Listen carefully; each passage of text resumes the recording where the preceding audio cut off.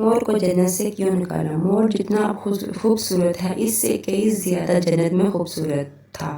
مور کی خوبصورتی پر سبھی پرندے فدا تھے، لیکن ان سب خوبیوں کے باوجود ایسی کون سی خطا ہو گئی تھی جس سے اللہ تبارک تعالیٰ نے مور کو جنت سے نکال دیا؟ اللہ تبارک تعالیٰ نے جب حضرت آدم علیہ السلام اور اماں حوا کو پیدا فرمایا، اس کے ساتھ ان کو بھی جنت میں بھیج دیا۔ وہ دونوں جنت میں بہت ہی پرسکون رہتے تھے، بہت ہی لذیذ میوے اور پھل کھایا کرتے تھے، لیکن ایک اناج جس کو کھانے سے اللہ تبارک تعالیٰ نے منع فرمایا، وہ اناج گندم۔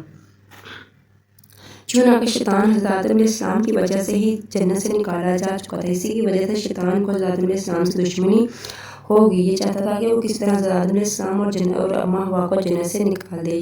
جب شیطان کو یہ خبر ہوئی کہ حضرت آدم کو تمام میوے کھانے کی اجازت ہے لیکن گندم کھانے کی اجازت نہیں ہے، تو شیطان انتقام کی آگ دل میں لیے جنت کے دروازے کے پاس بیٹھ گیا اور 300 سال تک وہاں پر بیٹھ کر کوئی جنت کے دروازے سے باہر آئے اور شیطان سے بات کرے۔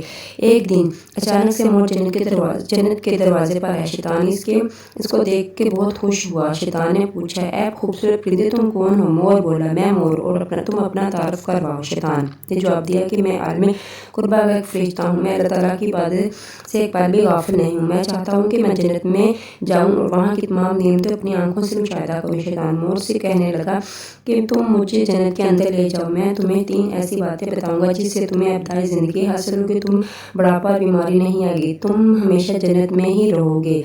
شیطان کی یہ بات سن کر لالچ میں آ کر مور نے کہا، مجھ میں تو اتنی طاقت نہیں ہے، میں تمہیں جنت کے اندر لے جاؤں، لیکن ایک سانپ میرا دوست ہے، وہ شاید تمہاری مدد کر سکے۔ یہ کہہ کر مور سانپ کے پاس آیا اور اس کو ساری بات بتائی۔ سانپ بھی شیطان کی باتوں میں بہت خوش ہوا، پھر شیطان کو اپنے منہ میں چھپا کر جنت میں داخل ہو گیا، یوں اپنے چال میں کامیاب ہو گیا۔ جنت کے تمام نیکبانوں کو یہ معلوم تھا کہ شیطان یہ چال چل رہا ہے اور جنت میں داخل ہو چکا ہے۔ فرشتے شیطان کو جنت سے نکالنے لگے، تبھی ہی اللہ تبارک تعالیٰ کا حکم ہوا کہ ابھی تک جنت میں ہی رہنے دیا جائے۔